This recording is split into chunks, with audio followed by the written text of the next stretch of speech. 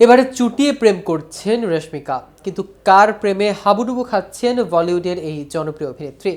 বলিপাড়ায় চলছে তুমুল জল্পনা। দক্ষিণী সিনেমায় জনপ্রিয় মুখ রশ্মিকা মান্দানা, যার মিষ্টি হাসিতে ঘায়েল হয়ে যায় লাখো পুরুষের মন। রাতারাতি জাতীয় ক্রাশ বনে যাওয়া রশ্মিকার ব্যক্তিগত জীবন নিয়ে নানান কৌতূহল রয়েছে ভক্ত অনুরাগীদের মধ্যে। যার রূপে মুগ্ধ গোটা ভারত, তিনি কাকে মন দিয়েছেন এ নিয়ে যেন কৌতূহলের শেষ নেই।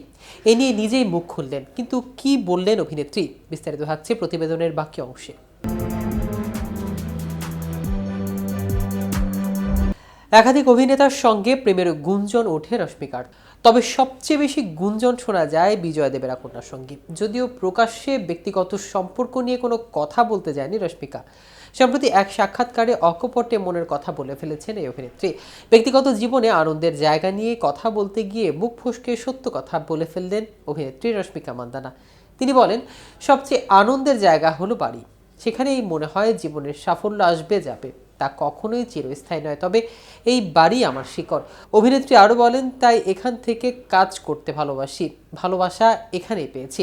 আমি এখনো একজন মেয়ে, একজন বোন, একজন পার্টনার, কিন্তু কার পার্টনার তা নিয়ে বিস্তারিত বলেননি রশ্মিকা।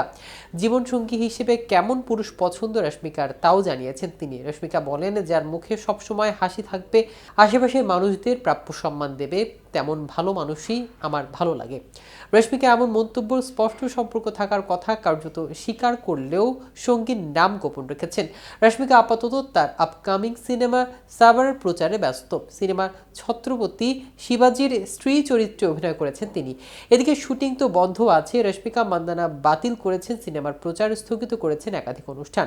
পায়ের চোট বড্ড ভোগাচ্ছেন দক্ষিণী এই অভিনেত্রীকে, অবস্থার উন্নতি হয়নি। রশ্মিকা জানিয়েছেন, পায়ের ব্যথায় ঠিক মতো দাঁড়াতেই পারছি না। অসুস্থতার সঙ্গেও বসে নেই রশ্মিকা, অভিনয় করতে না পারলেও সিনেমা প্রচারে সর্বোচ্চ চেষ্টা করে যাচ্ছেন। মুম্বাই একটি সিনেমা ট্রেলারে মুক্তির দিনে অভিনেতা কিছু ছবি ইনস্টাগ্রাম প্রকাশ করেছেন, সেখানে দাবি করেছেন একদমই ভালো নেই তিনি। ভিডিওতে দেখা যাচ্ছে রশ্মিকা হুইল চেয়ারে বসেই তৈরি হচ্ছিলেন। পরে তার সহ অভিনেতা ভিকি কৌশল তাকে মঞ্চে উঠতে সাহায্য করেন। সেসব ছবি পরে ইনস্টাগ্রামে দিয়েছেন রশ্মিকা। ছবির ক্যাপশনে তিনি লেখেন, আমায় খুব সুন্দর করে সাজিয়েছে সবাই, কিন্তু একেবারেই বাহ্যিক।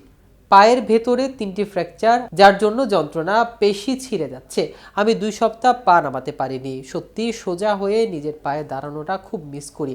উল্লেখ্য, 2024-এর জুন মাসে শুরু হয়েছিল রশ্মিকা সালমানের সিকান্দার সিনেমা শুটিং চলাকালে কিছুদিন পরে সালমান পাঁজরে চোট পাওয়ার কারণে বন্ধ ছিল কাজ। সালমানের বাড়িতে গুলি চলার কারণেও শুটিং বন্ধ ছিল। এবার রশ্মিকার পায়ের আঘাতে ফের স্থগিত হলো শুটিং। আগামী বছর ঈদে মুক্তি পাওয়ার কথা এআর মুরুগাজ পরিচালিত এই ছবি। নির্মাতা জানিয়েছে, এই ছবিতে সালমান একেবারে নতুন রূপে ধরা দেবেন।